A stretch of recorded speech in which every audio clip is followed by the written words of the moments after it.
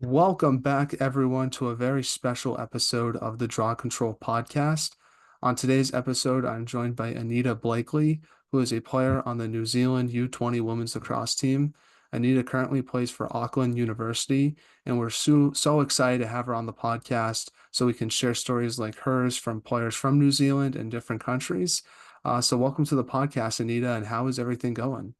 Yeah, really good. Thank you for having me. I am super excited to be on here and talking to you, and getting New Zealand out there and our lacrosse out there. So let's start off talking about the beginning of your career and sort of working all the way up to where you are today. So I apologize if I butcher this. I've been trying to get the pronunciation right as long as I could, but you're from a town called Te Awamutu. So Yeah. talk about growing up there and how did you start playing lacrosse in New Zealand? Yeah, well, you did an excellent job pronouncing that, so good job. Thank you. I started playing when I was year nine, which is about age 13. And so that's about 6 years now. And I started playing because my sister, my twin sister, she was playing in our high school team. And I was just on the sideline at a game watching her. They needed new people to jump in because they didn't have enough players. I happened to be there, picked up the stick for the first time, was a little bit uncoordinated. But yeah, no, I just really loved it. I started as a midfield and now I play defense, and I've just fell in love with defense because I'm a little bit of a shorty, so defending the bigger people always just makes me feel so much better. Yeah, you don't have to do as much running on defense too. Yeah, yeah.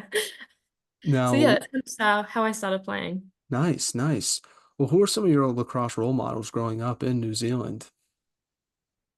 Some big names, probably Soph Morcom and Kata Perry. Soph's from Auckland and Kata is from Waikato. And just their determination, their attitude in the sport's always been so great. They're such strong players. And I've always just looked up to them, and seen them play. It's just been so epic to watch them. Now, obviously, I mentioned this in the intro, but you currently play for Auckland University. In New Zealand, is there like a recruiting process for when an athlete joins a university? And if so, how did you end up going to Auckland University? And if not, how'd you start playing lacrosse there, I guess? So there's not necessarily a recruiting process. You kind of, commit to the university just as you would in the States. And we just happen to have a club that runs lacrosse. I actually happen to be one of the co-presidents of that this year. Um, so it's kind of not necessarily a recruiting, kind of just joining. We've made it so it's more of like a just a fun social gathering. And we try to get as many people as we can to teach them the sport of lacrosse, really. Nice. How many people are on the team this year? We have about 20 to 30 members at the moment, and we just run social kind of games every Monday night. Nice, nice. Well, for those who don't know, obviously, describe a little bit what your lacrosse team is like at Auckland. Who are some of the players you get to play with? Who coaches you? And who are some of the teams that you play against on a daily basis? Yeah, so at the moment I'm playing social league at Auckland University. We also have our summer club season coming up soon, so that's kind of where I mainly get to play because I'm not in high school anymore. We don't really have like a winter throughout, as the schools do. So I get to play for Harbour Hawks. That's who I'm playing with this year. I get to play with some of my closest friends who I also went to New Zealand under 20s with. Um, and yeah, that's super exciting. We do that kind of from November to February sort of thing. And it's a really epic competitive tournament. Now, what's been your favorite memory with Auckland University so far on the field? Yeah, probably just meeting new people. We're always getting exchange students coming to the university, and some of them have played lacrosse before and some haven't. So we've had quite a few members from the States. We have one currently from the UK, and seeing how they play and how they grew up playing lacrosse is like super interesting. That's awesome. That's awesome. It's also sort of you get to get introduced to different cultures from different countries as well, which is probably super cool to learn about. Yeah. Now, I'm guessing another question I want to ask was how do you think Auckland University sort of helped prepare you for the U20 World Championship a few months ago? Yeah, so I think kind of having with like a range of different members, from different places, and their experience as well. Like they've been able to teach me a lot of things during our trainings. And also we play against, it's not just women, it is men and women. So we do have quite that competitive streak, and the boys like to push us around a little bit, and I think that's probably really helped me kind of get a little bit more hunger, and really work on my defense. Yeah, I'm curious because in here in the States, obviously men's and women's sports are separated, and men's lacrosse is a lot different than women's lacrosse.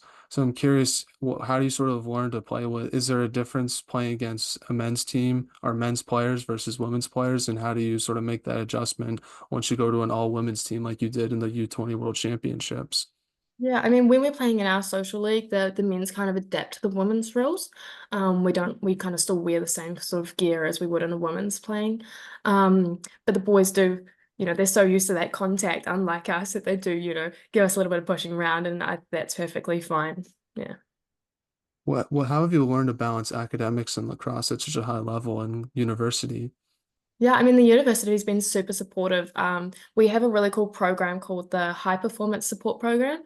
And so they help you kind of extend assignments, and which really helped me while I was overseas. Now, I do have to ask, what's been your favorite class you've taken so far? Well, I am studying a Bachelor of Science majoring in psychology. And I really wanted to do forensic psychology, sort of the criminology stuff, but I've actually started taking a sports psychology paper this semester, and I'm loving that. So I think I might be career switching. Nice, nice.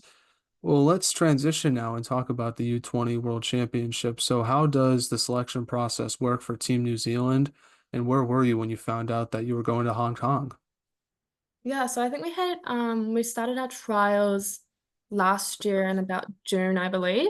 We had a good about 60 to 80 members at the start. And then we kind of had phases where, they cut people as we go.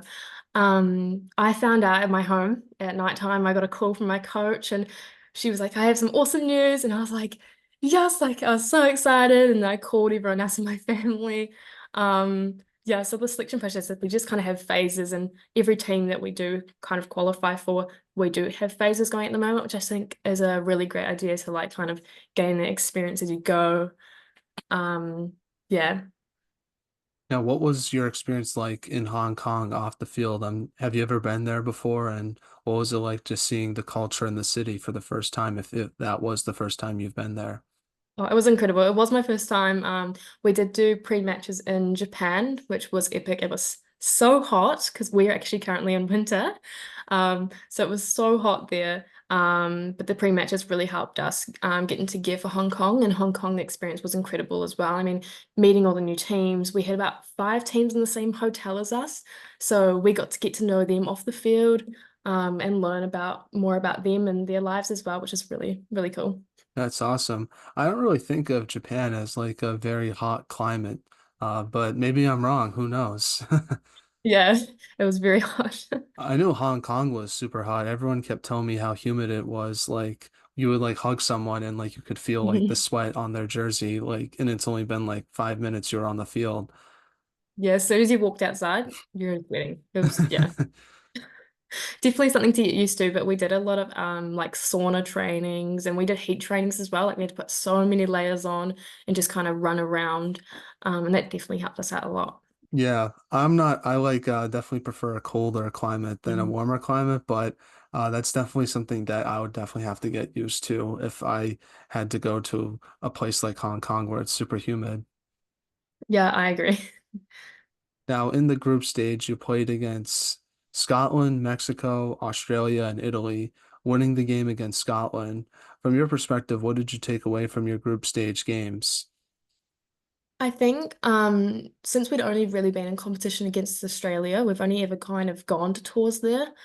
Um, Playing all these other countries was just mind-blowing and really eye-opening. Seeing the difference in their styles, and just how much effort they just put into their play as well. And we definitely put that in as well. But it's just so interesting to see from other perspectives, and um, yeah, so it was a really epic opportunity to play against all the teams. They were all so lovely.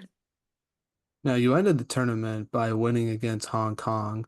Even though some of the games in the tournament didn't go your team's way, how did it feel to sort of end the tournament on a high note, playing against a really good Hong Kong squad? Oh, it was amazing. It was kind of a little bit of coincidence, really, that, we're in Hong Kong playing against Hong Kong for our final game. They were such a tough, competitive team. Really awesome to play with so long, as well as the other teams as well. So it was really nice to end on a high. I think the team were all really happy with that. We were all really proud of ourselves. Now, what was it like playing with other great defenders like Megan Lind and Lydia Hayden? And did you learn anything from them just by being their teammate? Yeah, well, definitely always learning things from other teammates. Same with Ruby and Piper, who are my other teammates as well. Um, just kind of like we had a little bit of age differences. Lydia and myself were the older ones of the kind of the defense group. But the younger girls were still continually like teaching us things as well. Like their just determination, their drive was just incredible to watch. And then we could teach them things from our past experience as well. So it was really awesome playing with those girls.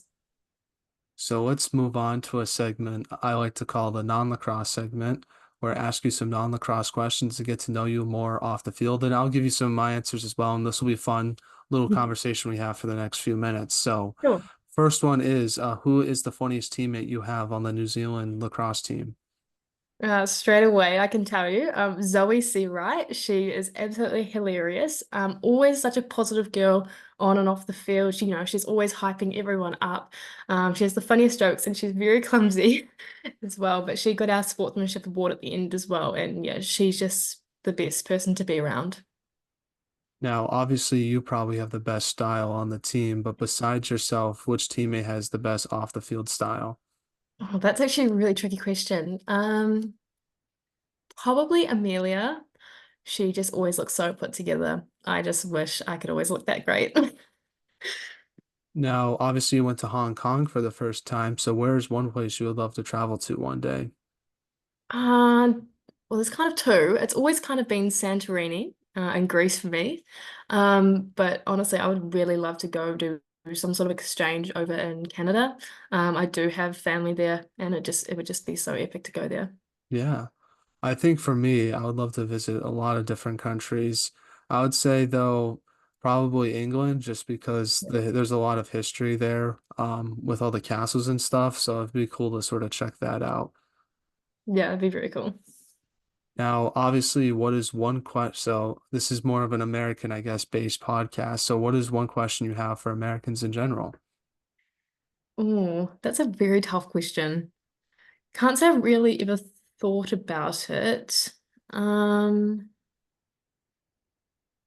I can give you my answer for yeah, I this. would love that. Yeah. So obviously I can't really ask any questions for Americans since I am one, but my question for people who live in New Zealand is, one thing I noticed was in your jerseys, there was like a feather like patch. What does that feather represent? Because I saw that the soccer team also has that too, and I just thought that was really cool, thing to have on a jersey. And I assume it represented something.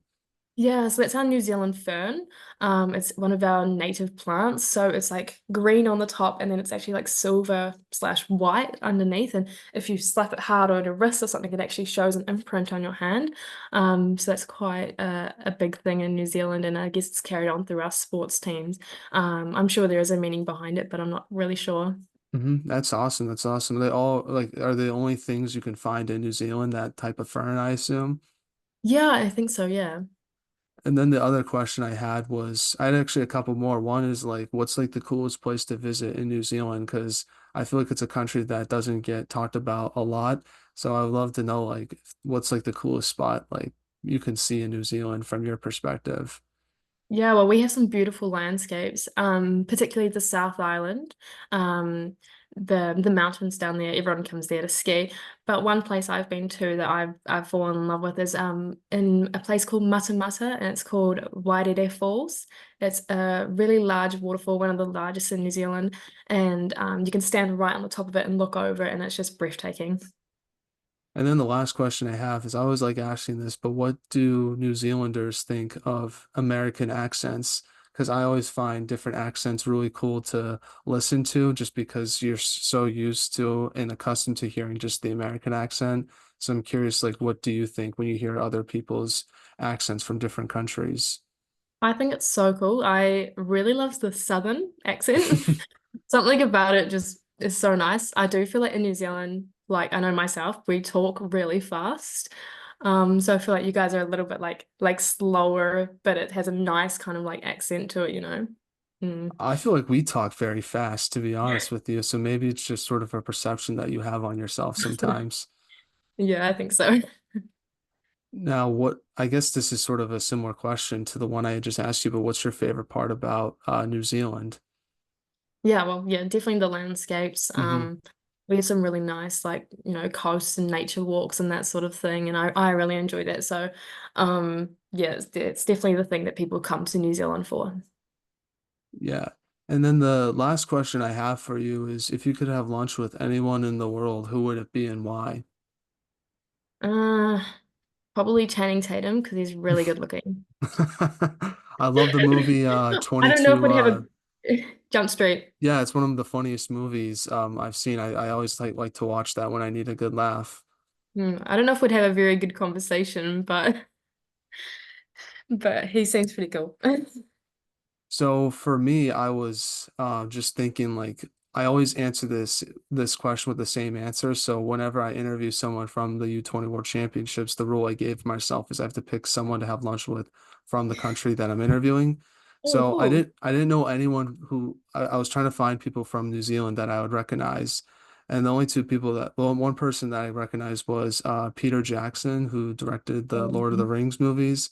I just think it would be cool to talk to him about sort of how he went about that because those movies are long. They're like 3 hours. So yeah. it'd definitely be interesting to sort of see what that sort of process was like behind the scenes. And then obviously Jacinda Ardern was someone I just learned about today. She was like one of the first female prime ministers of New Zealand. So I thought that was pretty interesting to learn about today. Oh, cool. Yeah. Well, Well, getting yeah, people to probably talk to. yeah. Well, getting back to some lacrosse questions now. First one I have for you is what should be done to help continue to grow women's lacrosse in New Zealand? I think when COVID hit, we did kind of reduce our numbers just a little bit. I mean, I started playing in high school when there was four teams, and now there's unfortunately only two in ours. But I mean, it's still continually growing now. They've just had a secondary schools tournament, under 15s and under 18s. And then we do have senior women's next year in about March. So I do think the thing that could be done, I mean, especially with the Olympics in 2028 being possibly a sixes format. Um, I would love to play a sixes league, and just kind of grow that and get the knowledge of that. We have done a couple kind of sixes tournaments, but something more long term would be really awesome, and I think would help grow the sport and kind of get everyone more prepared for the Olympics. Now, last question I have for you, Anita, is do you have any shout outs you want to give and who from your team should we have on the podcast next? Probably just shout out to my whole team. I haven't seen some of those girls since we came back from Hong Kong, and I miss them all a lot. And I can't wait to play with them as club. And I mean, someone from my team who you could podcast next is probably Kano Sugawara. She is epic, and she's such an incredible and fierce player, and such a gem as well, really down to earth. And so she'd be really great to talk to. Well, Anita, I just want to say thank you so much for coming on the podcast today. I really enjoyed getting the chance to meet and talk with you. Obviously, I wish you all the best with Auckland University and just any future endeavors you might have. And yeah, this was super fun getting the chance to learn more about your career and New Zealand. So I really appreciate your time.